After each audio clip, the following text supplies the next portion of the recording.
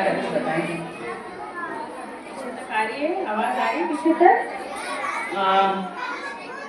Respected Monika madam, प्यारी रेखा और जितने भी लोग मेरे सामने हैं, टीचर्स के अलावा जो पेरेंट्स हैं, बच्चों के लिए स्पेशल ताली हम सब बजा दें एक बार।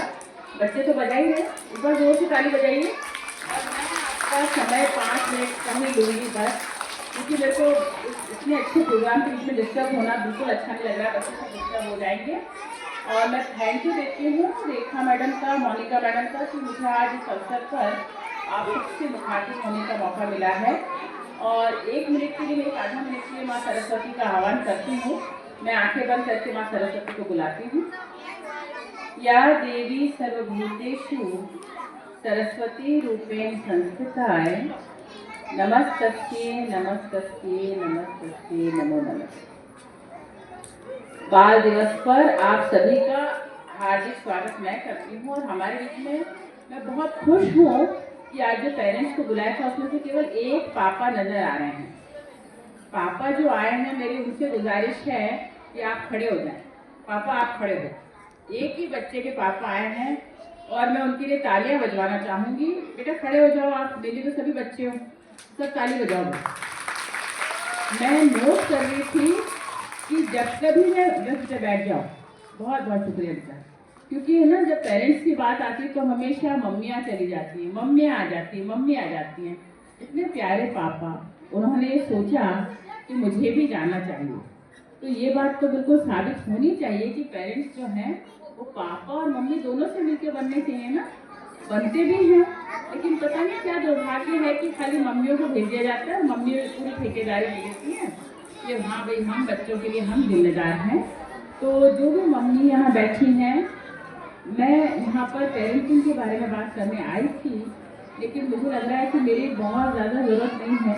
यहाँ टीचर्स बहुत अच्छे हैं, पेरेंट्स बहुत अच्छे हैं, लेकिन एक छोटी सी बात ज़रूर मैं आपको करके जाऊँगी, क्योंकि जो बच्चे होते हैं, जो समय कम है, बाकी मैं और लंबी बात करती। जो छोटे बच्चे होते हैं वो बिल्कुल मोबाइल की तरह होते हैं। आप सब लोग मोबाइल पे बात कर रहे हो, मैं बच्चों को मोबाइल से जोड़ के बताऊंगी कि मोबाइल जैसे होते हैं बच्चे। पहली बार जैसे मोबाइल होता है ना, बिल्कुल टच स्क्रीन, आपको पता ही नहीं कि छूटे वो कहाँ चला गया, वो पता नहीं क्या क्या ऑन हो जाता है। ये बच्चे भी उतने ही संवेदनशील, इतने ज़्यादा सेंसिटिव होते हैं कि आप कल्पना भी नहीं कर सकते। आपको लगता है कि इनको कुछ समझ में नहीं आ रहा है, इनको कोई फर्क नहीं पड़ता। मैं आपसे कहती हूँ कि बच्चे बिल्कुल फ़ोन की तरह, जो आजकल जो इतने है ना हाईटेक फ़ोन, आपके बिल्कुल एडवांस टेक्नोलॉजी, ये बच्चे भी बिल्कुल उसी फ़ोन की तरह हैं। उनका जो स्क्रीन है, उनको आप कब कौन सी बात कहते हो, आपका कौन सा एक्शन, आपका कौन से शब्द, ये बच्चों को कहाँ तक ले जाते हैं आपको नहीं समझ में आता है। तो जैसे फ़ोन सेंसिटिव है, ये बच्चे भी सेंसिटिव है। दूसरी बात, फ़ोन में जो की बोर्ड दे रखा है, उसमें ABCD कंटिन्यूशन में नहीं लिखी हुई। आपने देखा कभी? उल्टे सीधे लिखे हैं, जैसे वो होता है ना टाइपराइटर पे ABCD सेमीकोलन LKG जो रटा हुआ है पूरा कीबोर्ड, लेकिन वो एक लाइन में नहीं है। लेकिन उसके बावजूद भी हम उसका कोई ना कोई मीनिंगफुल सेंटेंस बना देते। ऐसे बच्चे अपनी सारी बात आप तक नहीं पहुंचा सकते। वो कभी कुछ बोलेंगे, कभी कुछ एक्शन करेंगे, कभी कुछ करेंगे। अभी आप पर है कि आप उनकी हरकतों को, उनके शब्दों को, उनके भावों को कैसे उसमें से मीनिंग निकालते हो, ये आपकी जिम्मेदारी है। क्योंकि हर बच्चा अपने आप में संभावनाएं लेकर आता है। हर बच्चे में बहुत सारी संभावनाएं हैं। ये बिल्कुल पोटली की तरह के बंद है, बस खुलते चले जाएंगे। और आपके लिए जिम्मेदारी रखें कि इनको मौका दें, इनकी ठेकेदार आप मत बनिए। इन बच्चों को आप दुनिया में लाए हैं, लेकिन ये बच्चे अपने साथ अपनी बहुत काबिलियत लाए हैं। आप उन बच्चों को उनके हिसाब से पाले पोसे और उनको पढ़ाएं, ठीक है। तीसरी बात, जैसे फोन में हम लोग करते हैं ना, फॉरवर्ड करते हैं, तो आप ये बात याद रखें कि बच्चे की कोई अच्छी बात हो उसको फॉरवर्ड करें।